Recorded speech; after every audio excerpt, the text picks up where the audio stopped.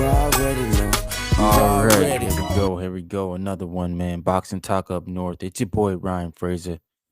Shout out to Boxing Gods for bringing us another weekend, man. We got Fury and Usyk week, Navarrete and Baranchek, and man, just boxing's just at an all-time high right now, man. It's a good time to be alive, that's for sure. But I want to speak on a situation that has been going on, and Devin Haney and his team, his attorney, writing an eight-page letter to the New York Athletic State Commission about not only disqualifying, but rewarding a win to Devin Haney. Now, I don't know if this is a situation of where they are starting up high and hoping to land at a no contest, but I think that's the only way Devin Haney's got to accept the defeat. Yes, Ryan Garcia failed the drug test. Yes, he came in overweight, but he still beat the brakes off you, man. And like Devin Haney, I know you one of my favorite fighters, but that had nothing to do with you not keeping your fucking hands up.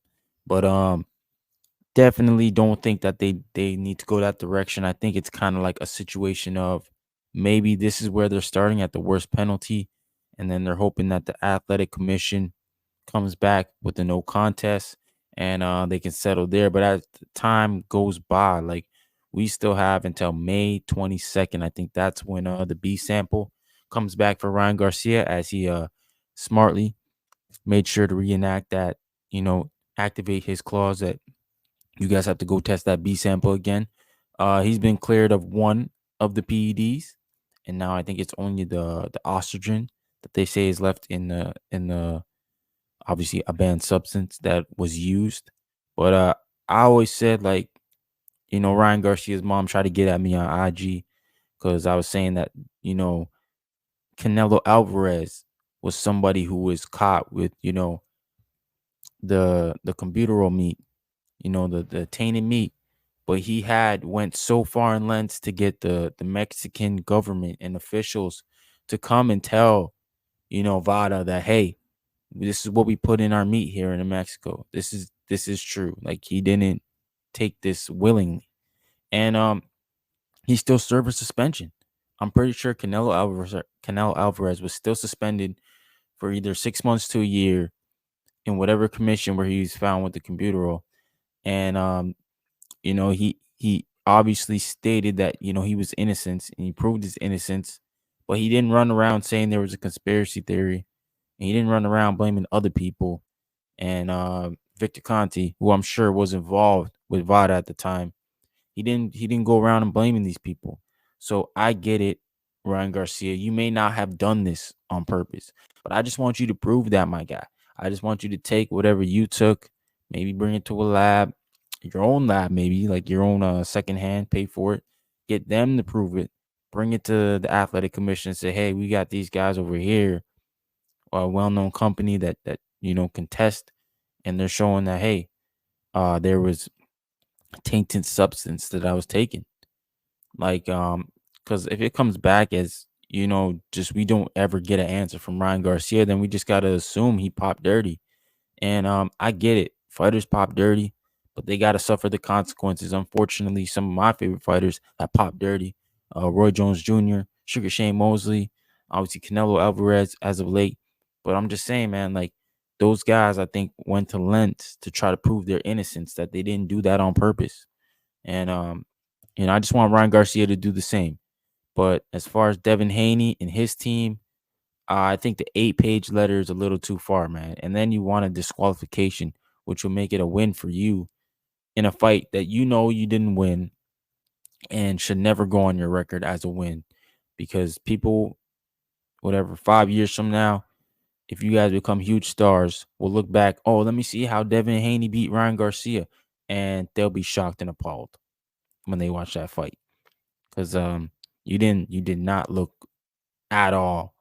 Like, I know Devin Haney after the first round, yeah, you picked up like 4 straight rounds. I agree. The knockdowns was the difference, but the fact that you got knocked down, you know what I'm saying, that many times in a fight is detrimental to any fighter. Like, that's too hard to come back from. I think it was 3 knockdowns And like, yeah, that's separate rounds, no 2 in 1 round and the first round. So like that's a lot to come back from. Like a 10-8 and a 10 and a 9-8, I think it was, because there was a point taken in that seventh round. So like those are scores that are hard to come back from. And then those rounds in between where, those swing rounds, if anybody gave it to Garcia, it's even more of a hole you've got yourself in. So I think Devin Haney, if you feel cheated, which you should, go ahead, yes, petition for the no contest. That loss is taken off the record. But come back to it. Come back to that fight, maybe like Cotto did when he felt like Margarito was cheating. And Margarito wasn't caught at that time in the Cotto fight. But Cotto revisited that fight like 3 years later. I think after Margarito was caught. And Cotto beat him up. And I think he stopped Margarito. So, that's just how you get your get back though. And that's what the fans want to see.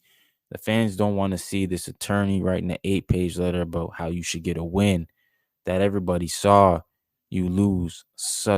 It wasn't even, it was a landslide.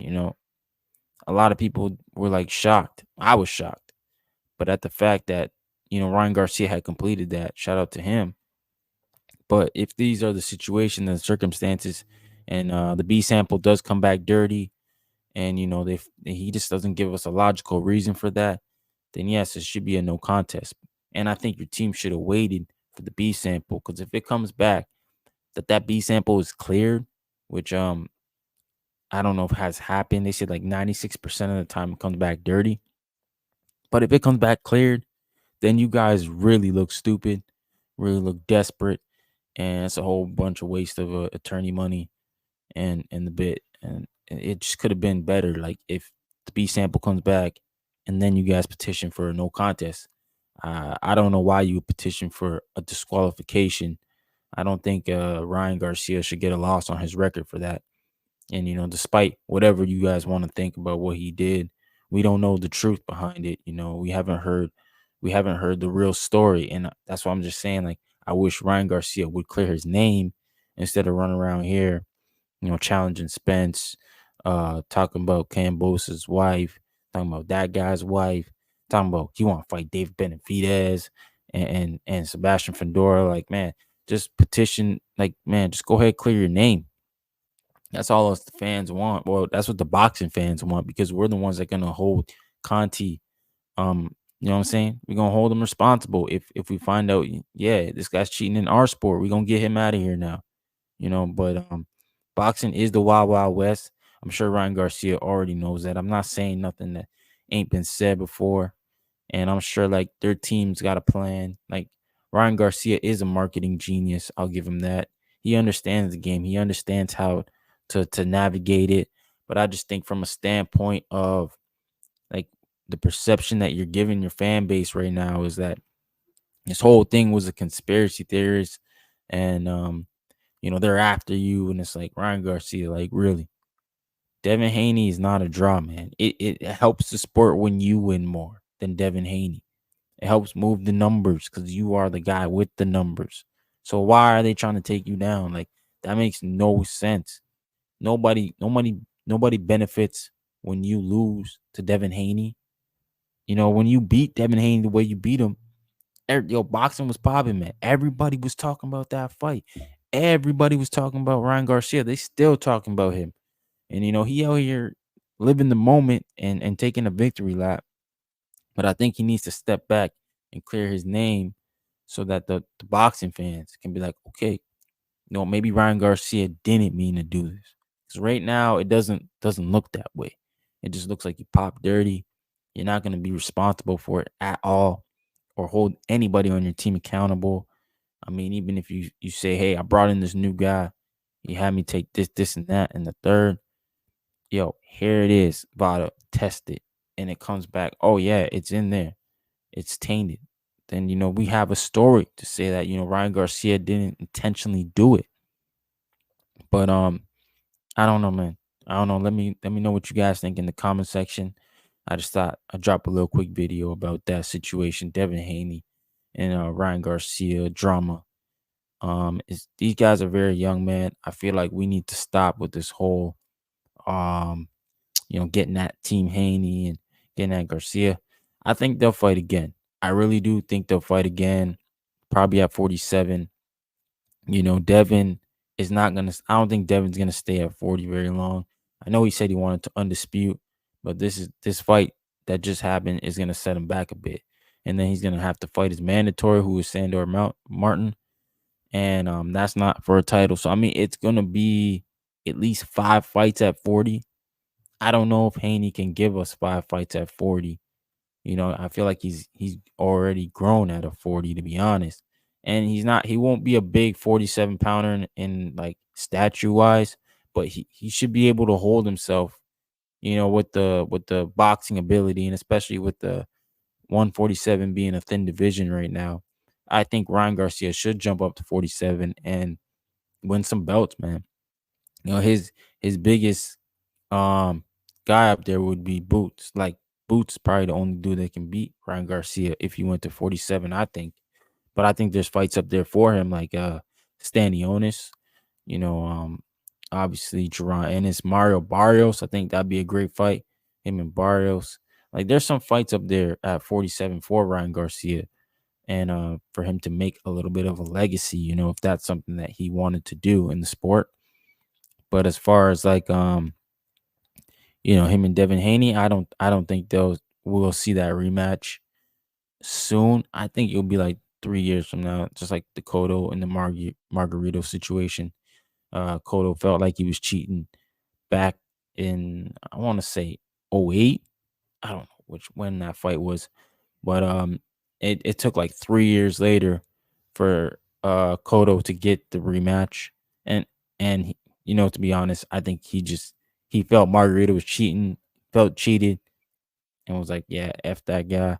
But he came back around after Margarito had been caught in I want to, what fight was Margarito caught in? The Trinidad fight? I think it was the Trinidad fight. No, Shea Mosley, sorry. Shea Mosley fight. I don't know why I said Trinidad. Yeah, it was Shea Mosley and Margarito. And Shea Mosley was caught, or Margarito was caught by Shea Mosley's cornerman. Um, you know, wrapping the gloves, loaded gloves or loaded hand wraps. And basically that's when Cotto came back around. Like, yeah, I knew what you did, man. And I want my get back in blood. And he got it. He got the stoppage, I think, in the 11th round against Margarito. And that's how we all wanted Devin Haney to respond, right? We wanted to say he wanted it back in blood, but even if he didn't say that, we didn't want this. We didn't want an 8-page letter about why he should win. Like that's just, I don't know what the tactic is, but I do feel like they probably wanted to start high and then meet at a no contest and agree there. Which the commission, obviously they can't do nothing until they get the B sample back, which is, they're saying, May 22nd. So the commission is just looking at that letter like, it's not really valid right now, guys, until we get the final results. So yeah, it's gonna wrap this up, man. Shout out to the boxing gods, shout out to the boxing world. Big weekend this weekend in Rider season, as Tyson Fury versus Aslander Usyk is going down for the undisputed heavyweight championship. We haven't had one since 1999. Lennox Lewis. So we'll crown a new king in the heavyweight division, and the debate will be over, man, about who's the best heavyweight in the world. And shout out to everybody. Hope everybody have a good time. I'll check y'all on the other one.